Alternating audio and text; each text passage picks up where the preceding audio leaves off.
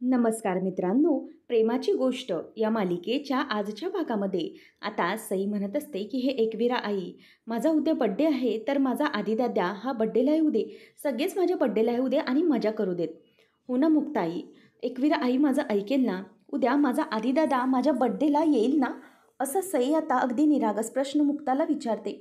तेव्हा मुक्ता ही सईच्या गालावर हात ठेवत म्हणते की सई बाळा शांत हो. लगेच सागर तिचा हात धरून म्हणतो की हे बघ सई बाळा, उद्या तुझा वाढदिवस आहे ना, मग उद्या आपल्याला खूप खेळायचं आहे, खूप मजा करायची आहे. मग तू जा बघू, तुझा आजचा होमवर्क करून घे. तेव्हा मग ती म्हणते की नाही पप्पा नाही, आधी मला तुम्ही पहिले सांगा की आदिदादा उद्या येणार आहे की नाही माझ्या बड्डेला. आदिदादा खरंच येणार आहे ना उद्या माझ्या बड्डेला, असं ती विचारते. आणि सगळ्यांना शांत व्हायला होतं, कोणालाही काहीच उत्तर द्यायला जमत नाही. त्याच वेळेला मग आता इथे मुक्ता ही सईला समजावत म्हणते की अगं सई माऊ, जरा धीर धर. अगं आपला बड्डे उद्या आहे ना, आणि तू आत्ताच एकविरा आईकडे विश मागितलीस ना की उद्या आदित्य दादा माझ्या वाढदिवसाला येऊ दे, मग जरा तिला वेळ दे. अगं आता तू तिला ही विश मागितलीस ना, मग आता हळूहळू हळू करून ही विश तिच्यापर्यंत पोचेल. मग तिच्यापर्यंत ही विश जेव्हा पोचणार तेव्हा त्यावर डिस्कशन होईल की आदिदादापर्यंत ही विश गेली पाहिजे की नाही. त्यानंतर मग एकविरा आई त्या सगळ्याचं डिस्कशन करेल. ते डिस्कशन झाल्यानंतर मग एकविरा आई आदिदादाकडे जाणार आणि आदिदादाकडे भूर असं तिला उडून जावं लागणार. आणि त्यानंतर जेव्हा ती उडून जाईल त्यानंतर आदिदादाला मग केव्हा कुठे ती तुझ्या बड्डेला घेऊन येऊ शकेल. अगं किती लांब आहे हे सगळं. आणि हो, मग ती दादाकडे जाणार आणि त्याला इथे घेऊन येणार. मग मला सांग बघू की आपला बड्डे तर उद्या आहे ना, मग आपण एकविरा आईला जरा वेळ देऊया ना हे सगळं करण्यासाठी, इतकी घाई करण्याची काय गरज आहे. तेव्हा मग हे ऐकून सईला खूपच आनंद होतो. सई म्हणते की अच्छा, म्हणजे मुक्ताई खरंच आदिदादा माझ्या बड्डेला येणार आहे ना.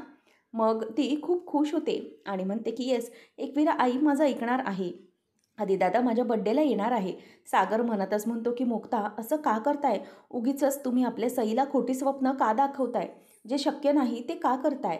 असं म्हणून आता साहूनी कधीही आदित्यला पाठवणार नाही असा विचार तो करत असतो. मुक्ता म्हणते की हो, आपलं एकविराही सगळं ऐकणार आहे.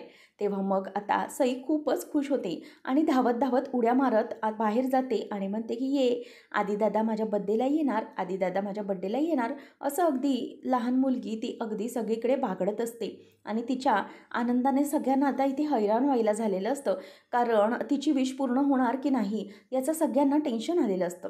तेवढ्यातच समोरून लकी तिच्या आवाजाने येतो आणि मग सई जाऊन त्याला मिठी मारते आणि म्हणते की लकी काका, आदिदादा माझ्या बड्डेला उद्या येणार. असं म्हणून ती सगळ्यांना मिठ्या मारत सुटलेली असते. त्याच वेळेला आता इथे मुक्ता विचार करते की काय करू मी, मला खरंच काही कळत नाही आहे. आपली बिचारी निरागस सई माऊ, तिला कुठे कळतंय की काय असतात गोष्टी. हे एकविरा आई आपल्याला कळतंय की सईला उद्या वाढदिवसाला आदित्य यायला हवाय आणि त्यामुळेच ती खुश होणार आहे. एकविरा आई, तू तर सगळ्यांची हट्ट पुरवतेस. तूही एक आई आहेस आणि मीही एक आई आहे, जिला आपल्या लेकरांचं भलं होताना बघायचं आहे.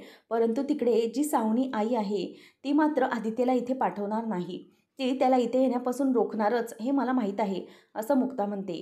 परंतु तिथे जी आई आहे ना, तिच्या काळजाला पाजरच फुटत नाही आहे, ती प्रेमाने वागतच नाही आहे. तेवढं आता मुक्ताला पुन्हा एकदा सई येऊन मिठी मारते आणि म्हणते की खरंच मला आता ना खूप आनंद झाला आहे, मी उद्या ना खूप मजा करणार आहे. त्यावर आता इंद्रा म्हणते की सई माऊ, जा बाळा, सगळ्यांना प्रसाद दे जाऊन. असं म्हणून ती सईला आता जायला सांगते. आणि मुक्ताच्या डोक्यामध्ये सतत आदित्याला कसं आणायचं याचेच विचार सुरू असतात. सगळेजण शांत असतात आणि सई काय बोलेल याचा पुन्हा सगळे अंदाज घेत असतात. त्यानंतर मग आता सई धावत धावत येते आणि सगळ्यांना प्रसाद वाटायला सुटते आणि पुन्हा म्हणते की तुम्हाला माहिती आहे का सगळ्यांना, मी जेव्हा स्कूलमध्ये म्हणजेच आत्तापर्यंत सेम मागचे जे काही बड्डे होते ना, ते खूप वेगळे होते. कारण आत्ताचा हा जो काही माझा बड्डे ना, हा माझा बड्डे खूप स्पेशल आहे. माझी संपूर्ण फॅमिली माझ्यासोबत असणार आहे. आणि तुम्हाला माहिती आहे का पप्पा, आत्तापर्यंत ना माझे फ्रेंड्स मला सांगायचे की आम्ही असा वाढदिवस साजरा केला, तसा वाढदिवस साजरा केलायचा. मी फक्त ते ऐकायचे, कारण ना त्या फ्रेंड्सचे पप्पा आहे ना त्या दिवशी सुट्टी घ्यायचे आणि मग कामावरून येऊन किंवा सुट्टी घेऊन सगळं बड्डेचं डेकोरेशन करायचे. आणि मग त्यांची जी आई असायची ना, ती आई ही घरी छान छान गोड गोड जेवण बनवायची. म्हणजेच माझ्या फ्रेंडला जे काही आवडतं ना तसं जेवण ती बनवायची. आणि खरंच त्यांचा वाढदिवस अगदी छान सेलिब्रेट व्हायचा. मी पण बघायचे परंतु माझा वाढदिवस आत्तापर्यंत तसा कधीही सेलिब्रेट झाला नाही आणि मला असं वाटायचं की माझा वाढदिवस कधी सेलिब्रेट होतोय की नाही. परंतु आता मला वाटतंय की नाही, आता माझा बड्डे तसा सेलिब्रेट होणार आहे. कारण ना माझ्यासोबत आता माझी मुक्ताई आहे आणि माझी सगळी फॅमिली आहे. माझी मुक्ताई जी माझे सगळे हट्ट पुरवते, मला जे काही हवं नको ते सगळं काही बघते आणि माझ्यावर खूप प्रेम करते. असं आता इथे मुक्ताच्या बाबतीत म्हणून दाखवत असते आणि म्हणते की मुक्ताई, यावर्षी माझी आई पण माझ्यासोबत आहे ना, म्हणून माझा बड्डे अगदी व्यवस्थित सेलिब्रेट होणार आहे. आतापर्यंत मी फक्त बड्डे बघायचे की कसे सेलिब्रेट होतात, परंतु आता आता माझ्या स्वतःचा बड्डे तसा अगदी छान पद्धतीने सेलिब्रेट होणार आहे आणि मी खूप खुश आहे. असं म्हणून आता सई ही खूपच हसत असते आणि सईचा तो आनंद पाहून मुक्तालाही खूपच आनंद झालेला असतो. आता मुक्ता म्हणते की हो सई माऊ, तू काळजी करू नकोस, तुझा ना बड्डे आहे ना तो अगदी आपण मेमोरेबल करू. माझी सई माऊ, असं म्हणून दोघीजणीही एकमेकींना आता मिठी मारतात. आणि त्यानंतर मग आता इथे सागर हा त्यांच्याजवळ येतो आणि सागर त्या दोघींना असं एकत्र पाहून लगेच म्हणतो की अगं सई माऊ, असं काय करतेस तू? अगं मुक्ताई तर आता आल्यात ना, परंतु तुझा हा सागर पप्पा हा तर तुझ्याबरोबर अगोदरपासूनच आहे. मग तू असं कसं म्हणतेस की आपण बर्थडे सेलिब्रेट केला नाही? आणि चला, आत्तापर्यंत सई माऊ तुझ्याबरोबर मुक्ताई आता आहे, परंतु तुझा हा पप्पा हा तुझ्याबरोबर अगोदरपासून आहे, हे तू विसरली आहेस का? असा सागर प्रश्न तिला विचारतो. त्याच वेळेला आता इथे सागरच्या या प्रश्नावर मुक्ता हसतच आश्चर्याने बघत राहते. आणि नंतर मग आता सई ही म्हणते की हो सागर पप्पा, तू होतास मला माहीत आहे, आपण दोघे अगोदरपासून होतो, परंतु पप्पा तुझं ना माझ्याकडे कधी लक्षही नसायचं. वाढदिवस तर सोडच, परंतु मी तुला जेव्हा साध्या साध्या गोष्टींना हाक मारायचे तेव्हाही तुझं माझ्याकडे लक्ष नसायचं. मी हाक मारायची तरी तू माझ्याकडे बघायचाच नाही. आता हे म्हटल्यावर इंद्रा मात्र मान डोलावते, कारण तिला तिचं म्हणणं पटतं. नंतर आता सागरला सगळ्या गोष्टी आठवतात. जेव्हा सागर हा कुठल्याही फंक्शनमध्ये किंवा कुठेही असायचा तेव्हा बिचारी सई त्याच्याकडे यायची आणि त्याच्या कोटला धरून किंवा काही हाक मारण्याचा प्रयत्न करायची, परंतु सागर तिच्याकडे दुर्लक्ष करून टाकायचा. तिच्या बोलण्याकडे अजिबातच लक्ष द्यायचा नाही. हे सगळं तिला आठवतं आणि नंतर सागरलाही याचं खूप गिल्टच वाटत असतं. मग हे ऐकल्यावर इंद्रा म्हणते की होय रे सागऱ्या, आपली सईमाऊ अगदी खरं बोलतीये, कारण जेव्हा जेव्हा तिला आठवण यायची बिचारी तुझ्या आवाजाला तरसायची, तुझा आवाज ऐकायला तरसायची. मला म्हणायची मला माझ्या पप्पाशी बोलायचं आहे, मला माझ्या पप्पाला बोलायचं आहे. मग मी कितीतरी वेळा तिला फोन लावून द्यायचे, परंतु ती तुझ्याशी बोलायची, परंतु तू काय म्हणायचास की मी कामात आहे, मला वेळ नाही, मी मीटिंगमध्ये आहे. अशी सगळी तुझी कारणं असायची सागऱ्या. कधीही तू लेकीला वेळ दिला नाहीस. बिचारी ती मात्र तुझ्या प्रेमासाठी आसुसलेली असायची. तेव्हा मग आता मुक्ता म्हणते की हो, अगदी बरोबर बोलते आमची सईमाऊ. जी काही पप्पाबद्दल तक्रार करते ना ती अगदी खरी आहे. मीही या सगळ्याची साक्षीदार आहे बरं का. मलाही माहिती आहे, एकदा तर सईमाऊ मला पण भेटलेली आणि जेव्हा मला दुःखी वाटायचं तेव्हा तेव्हा माझी सईमाऊ मला मात्र येऊन भेटायची आणि माझी सईमाऊ ही खूप दुःखात असायची. मला आठवते ना, तिला तिच्या पप्पाशी बोलायचं असायचं आणि पप्पा तुम्ही असे कसे वागायचा तो? माझ्या सईमाऊला तुम्ही बोलायचंही नाहीत, परंतु मी नाही करायचे तशी. मलाही कधीतरी दुःख वाटायचं ना, वाईट वाटायचं, तेव्हा मात्र माझी सईमाऊ माझ्याकडे नेहमी यायची आणि माझ्याशी बोलायची ती. एकदा तर अशीच रस्त्यात मला सईमाऊ सापडली होती. तेव्हा मग आता मुक्ताला त्या दोघींचं बोलणं आठवतं. मुक्ता म्हणालेली असते की अगं एवढंच ना, तुला तुझ्या पप्पांशी बोलायचं आहे ना, मग हा फोन आहे की, तुला तुझ्या पप्पांची आठवण येते तर मग आपण फोन लावूया. असं म्हणून मुक्ताने आता चक्क एक दिवस सागरलाच फोन लावलेला असतो आणि सागरला फोन लावून इंद्राच्या फोनवरून फोन लावल्यावर सागर समोरून लगेच बोललेला असतो की अगं तुला किती वेळ सांगायचं आहे मी मम्मी, मला बोलता येणार नाही आहे, मला वेळ नाही आहे. असं म्हणून सरळ तोंडावर त्याने फोन कट करून टाकलेला असतो. त्याच वेळेला आता सागरला सगळ्या गोष्टी आठवतात आणि सागर आता कान धरून सईसमोर माफी मागतो आणि म्हणतो की मी चुकलो. आणि तो सई त्याचप्रमाणे मुक्ता दोघींचीही त्यावेळेला माफी मागतो, कारण तो दोघींचाही गुन्हेगार असतो. आता सई मात्र मुक्ताईकडे बघायला लागते आणि काय करायचं असं म्हणते. त्याच वेळेला आता इथे मुक्ता म्हणते की पप्पा आता तुम्हाला कुठे जायचं तर जावा, तुम्हाला ऑफिसला जायचे किंवा तुम्हाला कुठे मीटिंगला जायचं तर जावा. आता माझ्या सईमाबरोबर तिची मुक्ताई आहे, म्हणूनच कशाचीही काळजी करण्याची गरज नाही आहे. आम्ही दोघी आहोत ना, एक टीम आहोत. आम्ही आमचा सगळा बर्थडे व्यवस्थित तयारी करू, कळलं का? आणि मी आणि माझी सईमाऊ छानपैकी सगळे काही सजावट करू आणि सगळ्यांना इन्व्हाइट देखील करू आणि मी माझ्या मुलीच्या बड्डेसाठी सगळ्यांना इन्व्हाइट पण करणार आहे. तेव्हा सागर म्हणतो की अच्छा ठीक आहे, कारण काय उद्या माझा सई माऊचा बड्डे. एरवी तर मी कामाला असतोच, परंतु उद्या माझ्या सईचा बड्डे असल्यामुळे सागर पप्पा ऑफिसला सुट्टी घेणार आहे. असं म्हटल्यावर आता हे ऐकून सगळ्यांना खूप आनंद होतो. मुक्ता पण खूप उत्साही होते. मुक्ता म्हणते की बघितलं, आज चक्क पप्पांनी सुट्टी घेतलेली आहे आणि माझ्या सई माऊचा बड्डे मी खूप साजरा करणार आहे आणि स्वतः मी घरी थांबून सगळं काही डेकोरेशन करणार आहे. हे ऐकल्यावर आता सगळ्यांना खूपच आनंद झालेला असतो. सागर घरी थांबणार म्हणून सगळे खूप आनंदात असतात आणि मग बिचारी आपली सई खूप आनंदाने सागरला मिठी मारत म्हणते की थँक्यू पप्पा, उद्या तू माझा बर्थडे सेलिब्रेट करणार. तेव्हा मग आता मुक्ता पण सईजवळ येते आणि म्हणते की हो सई माऊ, पप्पा डेकोरेशन करणार आहेत आणि तुझी जी मुक्ताई आहे ना, ती मुक्ताई ना सगळ्यांना आमंत्रण देणार आहे वाढदिवसाची आणि तिच्यासाठी आवडता हवा जो काही खाऊ आहे तो सगळा बनवणार आहे ही मुक्ताई. आणि ना तुला माहिती आहे, आत्तापर्यंत सई माऊचा असलेला हा पहिला वाढदिवस आहे आणि त्याच्यामुळे माझ्या मुलीचा हा पहिला वाढदिवस म्हणून मी खूप छान प्रकारे सेलिब्रेट करणार आहे, असं मुक्ता आता बोलून दाखवत असते. आणि हे ऐकून सागरलाही आनंद झालेला असतो. नंतर आता सई म्हणते की म्हणजे मुक्ताई तू मला पाळण्यात घालणार आहेस का?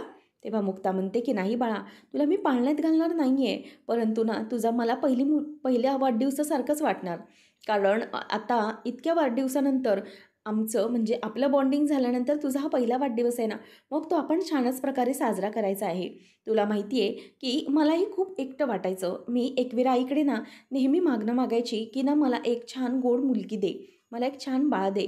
म्हणूनच सई माऊ तुझ्या रूपाने मला एक छान मुलगी मिळालेली आहे, एक छान बाळ मिळालं आहे. एकविरा आईने माझ्या सगळ्या इच्छा आता पूर्ण केलेल्या आहेत. म्हणूनच मला माझ्या लेकीच्या म्हणजे सई माऊच्या सगळ्या इच्छा पूर्ण करायच्यात आणि उद्या तिचा वाढदिवस आहे ना, तर मग मला सगळ्यांना ओरडून सांगायचं आहे की माझ्या मुलीचा वाढदिवस आहे, माझ्या मुलीच्या वाढदिवसाला सगळ्यांनी यायचं आहे हां, असं आमंत्रण द्यायचं आहे आणि सगळ्यांनी जेवून जा बरं, कोणीही जेवून झाल्याशिवाय जायचं नाही. त्याचप्रमाणे माझ्या सई माऊला सगळेजण अगदी भरभरून तिच्या वाढदिवसाच्या दिवशी शुभेच्छा द्या आणि आशीर्वाद देखील द्या, असं मला सगळ्यांना म्हणायचं आहे. असं म्हणून आता इथे मुक्ताच्या डोळ्यामध्ये अश्रू आलेले असतात आणि तिला खूपच इमोशनल व्हायला झालेलं असतं आणि हे सगळं पाहून सगळ्यांच्याही डोळ्यामध्ये पाणी येतं. नंतर मग आता मुक्ताला सई मिठी मारते आणि तेवढ्यात सागरही येतो. सागर म्हणतो की चला आता कोणीही इमोशनल व्हायचं नाही आहे, आपल्या सई माऊचा उद्या वाढदिवस आहे तर त्याची तयारी आपल्याला अगदी जोरात करायची आहे, म्हणून आता कोणीही अगदी डोळ्यात काहीच पाणी वगैरे आणायचं नाही. असं म्हणून सागर आता मुक्ताचे डोळे पुसतो आणि सागर म्हणतो की मुक्ताई आणि सई माऊ, चला आपल्याला आता खूप कामं आहेत, आपल्याला खूप सेलिब्रेशन करायचं ना आपल्या बड्डेचं, खूप मजा देखील करायची आहे, असं सईला तो म्हणतो. त्याच वेळेला मग लकी म्हणतो की हो सई माऊ, तुझ्या हा पहिला बड्डे असेल ज्यावेळेला तुझ्या पप्पांनी सुट्टी घेतली बरोबर ना, मग आपण त्याचं अगदी मस्त सेलिब्रेशन करायचं, असं म्हणून लकी देखील टाळ्या वाजवत असतो. त्याच वेळेला आता सई ही सागर आणि मुक्ता दोघांच्याही खांद्यावर हात ठेवून असते आणि म्हणते की पप्पा ते सगळं ठीक आहे, आपण सगळं काही व्यवस्थित करू, परंतु तुम्ही मला सांगा ना की उद्या आदित्य दादा माझ्या बड्डेला येणार आहे ना, आदित्य दादाला तुम्ही माझ्या वाढदिवसाला घेऊन येणार ना, असा पुन्हा प्रश्न आता सई ही आदित्यच्या बाबतीत दोघांनाही विचारते. आता दोघंही गप्प होतात. पुढे काय बोलायचं त्यांना काहीच कळत नाही आणि त्याच वेळेला आता मुक्ता म्हणते की हो तू काळजी करू नकोस, आपण बोललो आहे ना आईशी, सगळं काही व्यवस्थित होईल. आणि इथे आता इंद्रा आणि बाकीच्या सगळ्यांना देखील टेन्शन आलेलं असतं की सई पुन्हा खुश होऊन नाचू लागते की आदी दादा माझ्या बड्डेला येणार, उद्या माझ्या बड्डेला सगळेजण असणार. परंतु इथे मुक्ता आणि सागर यांचा चेहरा मात्र पडलेला असतो. त्यांना खूप भीती वाटत असते. इथे मुक्ताला खूप काळजी असते की तिला खात्रीच असते की सावनी ही वाढदिवसाला पाठवणार नाही आणि सागरलाही याची खात्री असते की काही झालं तरी सावनी मुद्दाम तिला पाठवणार नाही. हे सगळं त्यांना माहीत असतं. म्हणून दोघं आता एकमेकांकडे बघूनच विचार करत असतात की उद्या सई माऊचा आनंद कसा टिकवून ठेवायचा. तर इकडे आदित्य हा सईचा लाडका भाऊ तो आपल्या बहिणीसाठी ग्रीटिंग बनवत असतो आणि त्याच वेळेला तिथे सावनी येते आणि सावनी म्हणते की हो मी 301मधून बोलते आहे, मला चीज गार्लिक पास्ता हवा आहे विथ क्रीमी सॉस, इथे 301मध्ये लवकरात लवकर पाठवून द्या, असं म्हणून ती फोन ठेवते. त्याच वेळेला मग आता आधी म्हणतो की मम्मा तू हे काय मागितलं आहेस, गार्लिक पास्ता? तेव्हा मग ती म्हणते की हो बेटा विथ चीज, तुला तर खूप आवडतो ना, तुझा तर फेवरेट आहे ना, तुला अगदी हवा आहे ना तसा मागवणार आहे, अगदी क्रीमी. तेव्हा मग आता तो म्हणतो की मम्मा मला नको आहे पास्ता, मला ना आता पास्ता आवडत नाही गं, मला ना मुक्ता आंटी कसा पास्ता बनवते घरामध्ये तसा चीज घालून आणि क्रीमी तसा मला आवडतोय. मला हा ना बाहेरचा पास्ता आवडतच नाही. आता तिचं नाव काढल्यानंतर मात्र सावनीची तळपायाची आग मस्तकाला जाते. तिला खूपच राग येत असतो. त्याच वेळेला मग आता सावनी म्हणते की आधी बाळा असं काय करतोयस तू? अरे इथे मुक्ता आंटी आहे का? मग तुला असा मी पास्ता आवडीचा मागवते ना. तर सावनीला तो म्हणतो की मला ना मेथी परोटा विथ चीज पाहिजे, जसं मुक्ता आंटी बनवते तसं. त्याच वेळेला त्याला सईबरोबरची शाळेतली आठवण आठवते की मुक्ताच्या हातचं पहिल्यांदा त्याने टिफिनमध्ये खाल्लेलं होतं आणि मुक्ता आंटी खरंच खूप टेस्टी बनवते सगळं. हे सगळं त्याला आठवतं. त्याच वेळेला मग आता तो म्हणतो की मला ना मेथी परोटा हवा आहे, जसं मुक्ता आंटी बनवते तसं, चीज घालून केलेला. त्याच वेळेला सावनी म्हणते की अरे एवढंच आहे ना आधी बाळा, ठीक आहे मी तुझ्यासाठी चीज परोठा मागवते. मग त्यावेळेला ती डोक्याला हात लावते आणि म्हणते की या माझ्या मुलांना या मुक्ताने ना घरातलं खाऊ घालून घालून अगदी स्वतःच्या बाजूने वळवून घेतलेला आहे. ती मुलं बाहेरची खायची, हा आदित्य पण बाहेरचं खायला पिझ्झा, पास्ता अशी नावं काढली की अगदी आनंदाने वेडा व्हायचा आणि एकदा पार्सल आलं की त्यावर तुटून पडायचा. परंतु या मुक्ताने घरातलं देऊन देऊन माझ्या मुलांना अगदी वेडं करून टाकलेलं आहे आणि घरातलंच खाणं देऊन देऊन या सगळ्या गोष्टी पोरांना शांत करून टाकलं आणि आपल्या स्वतःच्या बाजूने करून टाकलं. मग आता इथे ती म्हणते की ठीक आहे, मी आता तुझी ऑर्डर कंप्लीट करते आणि मात्र मुक्ताचा ती असूया करत करतच ती ऑर्डर करते आणि फोन करून म्हणते की 301 मध्ये एक चीज parotta with methi parotta with चीज असं पाठवा. आणि त्यानंतर ती ते सगळं बघताना आदित्यच्या हाताकडे तिचं लक्ष जातं आणि ती म्हणते की हे काय आधी, हे काय बनवतोयस तू? कसलं ग्रीटिंग आहे हे? तेव्हा आदित्य म्हणतो की अगं मम्मा, आपल्या सईमाऊचा बड्डे येतोय ना उद्या, मग तिच्या बड्डेसाठी हे सगळं ग्रीटिंग बनवतोय आणि माझ्याकडे काही पिगी बँकमध्ये पैसे आहेत ना, त्याच्यामध्ये मी तिला छान डॉल सेट देणार आहे. त्यावेळेला मग ती म्हणते की हे सगळं तू कधी करणार आहेस? मग तो म्हणतो की अगं मी बड्डेला जाणार आहे ना उद्या सईच्या, तेव्हाच मी तिला हे सगळे गिफ्ट्स देईन. तेव्हा मग सावनी रागवते आणि म्हणते की मला सांग आदित्य, अरे हे सगळे गिफ्ट तुला देण्याची आणि बनवण्याची काय गरज आहे? अरे तुला तिथे बड्डेला जायचं आहे का? आणि आपल्याला त्या घरातून कशाप्रकारे हाकलून लावलं आहे तुझ्या लक्षात आहे ना? मग पुन्हा पुन्हा तुला तिकडे जाण्याचा हट्ट का करायचा आहे बेटा? तेव्हा मग आधी म्हणतो की अगं पण सईचा बड्डे आहे ना, तर मग जायलाच हवं ना, तिने मला इन्व्हाइट केलं आहे. तेव्हा मग ती म्हणते की बरं सईने तुला इन्व्हाइट केलं असेल, परंतु मला सांग की त्यांच्यामधल्या एका तरी फॅमिली मेंबरने तुला इन्व्हाइट केलं आहे का? तेव्हा मग आदित्य म्हणतो की मम्मा असं काय करते, परंतु सईने मला इन्व्हाइट केलं आहे. तेव्हा मग सावनी म्हणते की हे बघ, काही झालं तरी आदित्य, त्या सगळ्यांना तू नको आहेस, त्याच्यामुळे तू तिकडे जाण्याचा विचारही करायचा नाहीस. तिकडे अजिबात जायचं नाही आहे तुला. त्याने तुला घराबाहेर काढलं, तू निघताना विचारलं होतंस पप्पाला की मी जाऊ ना पप्पा, हो की नाही? मग तुला ते काय बोलले? एकाने तरी तुला थांबवलं का? अजिबात नाही. उद्या तुला तिकडे मी जाऊच देणार नाही आणि शट युअर माउथ. तेव्हा मग आधी हा रडत म्हणतो की मम्मा प्लीज ऐक ना. परंतु सावनी म्हणते की नाही, मी तुझं अजिबात ऐकून घेणार नाही. तिथे तुला कशाप्रकारे अकलवण्यात आलं, आता पुन्हा मी तुला त्या घरामध्ये पाऊल देखील ठेवू देणार नाही, असं ती म्हणते. आणि त्यानंतर मग आता इथे आदित्यला सईबद्दलच्या आठवणी आठवत असतात आणि तो म्हणतो की मम्मा प्लीज मला जाऊ दे ना गं, उद्या आम्ही मिळून सगळे खूप मजा करणार आहोत, आम्ही सगळ्यांनी खूप प्लॅनिंग केलेली आहे. परंतु सावनी काहीच बोलत नाही आणि लांबूनच ती शटाप आधी असं ओरडते. आणि त्याच वेळेला आदित्य गप्प बसतो आणि पुन्हा ते ग्रीटिंग जे त्याने आपल्या लाडक्या बहिणीसाठी म्हणजे सईसाठी बनवलेलं असतं ते ग्रीटिंग तो तसंच ठेवतो. त्यानंतर मिहिका आता पुन्हा हर्षवर्धनच्या घरी आलेली असते आणि मिहिकाला पाहून हर्षवर्धन म्हणतो की अरे मिहिका, तू इथे कशी काय वाट चुकलीस? म्हणजे पुन्हा इथे आलीस? मला कळलं नाही. अगं असं काय घडलं होतं? म्हणजे नेमकं बाहेर काहीतरी घडलं आहे, बरोबर ना? अगं मला तरी वाटतंय की जो कोणी तुझा मिहीर आहे तो येणार होता, तो कुठे गेला? मला वाटतं तो पिंजऱ्यात उडून गेला आहे कोमलच्या. आणि हो आता अख्ख्या जगाला समजलेलं आहे, असं म्हणून आता त्या दोघांचाही लग्नाचा फॅमिलीसोबतचा जो फोटो असतो तो हर्षवर्धन आता तिला दाखवतो आणि तो म्हणतो की आता सगळ्या जगभर झालेलं आहे की त्या दोघांचंही लग्न झालं आहे. त्याच्यामुळे चल, तुझे जे काही दुःख आहे आपण आता सेलिब्रेट करूया. बस बस इथे, असं म्हणून तो तिला जबरदस्ती बसवतो आणि तिला ड्रिंकचा ग्लास तयार करून देतो. मेहका खूप चिडलेली असते आणि तो ग्लास ती फेकून देते आणि म्हणते की तुला लाज नाही वाटत हे सगळं करताना?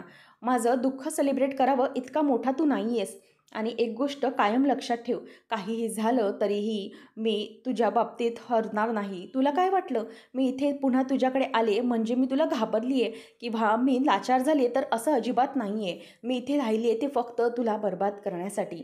तू माझं आयुष्य कशाप्रकारे खराब केलं हे मला सगळं माहिती आहे. म्हणूनच आता मी तुला सोडणार नाही. आता मी तुझ्या बाबतीत आणखी आक्रमक बनणार आहे आणि आणखी जोमाने, आणखी तयारीनिशी तुला बरबाद करण्याचं मी आता स्वप्न बघितलेलं आहे.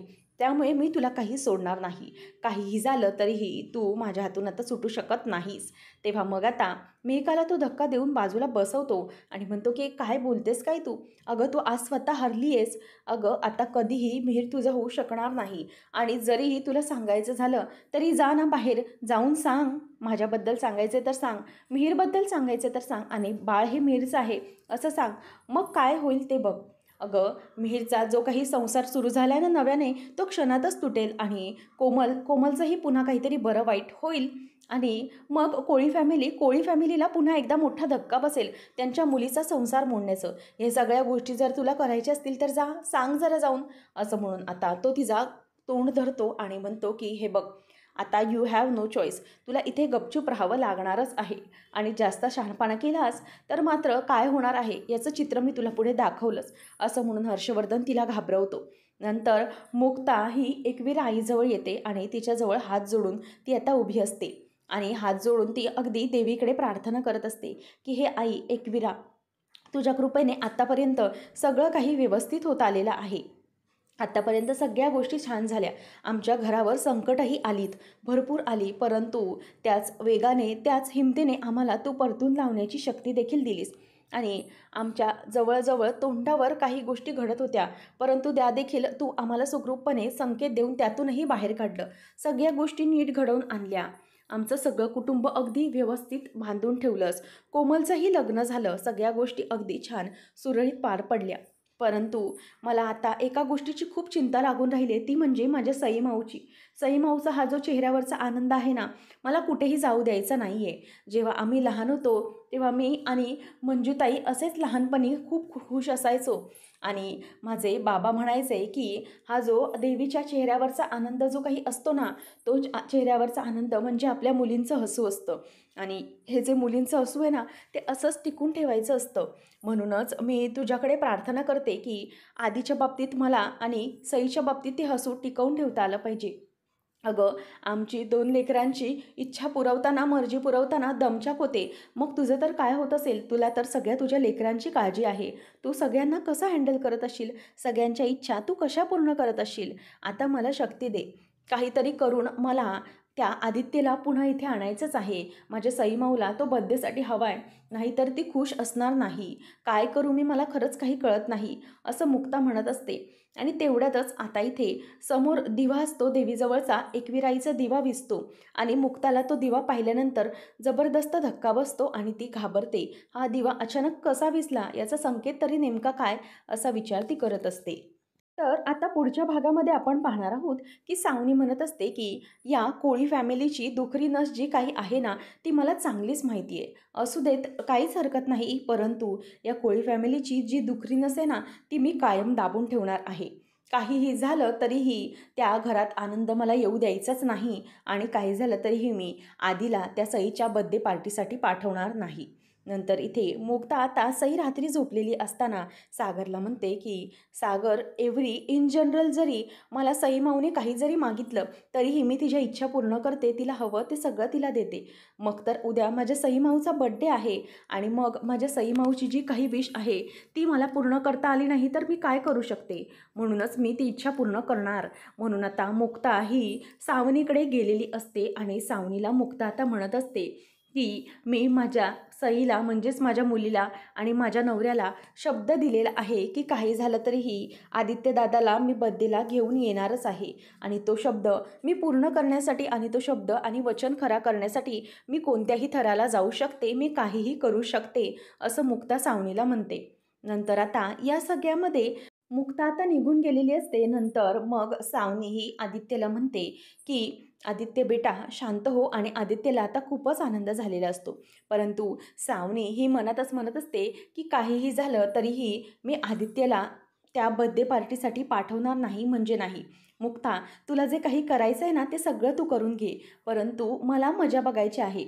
आता मी तुला अंधारात तर ठेवलं, परंतु मी माझ्या आधीला तुझ्या मुलीच्या म्हणजेच सईच्या बर्थडे पार्टीसाठी पाठवणार नाही म्हणजे नाही.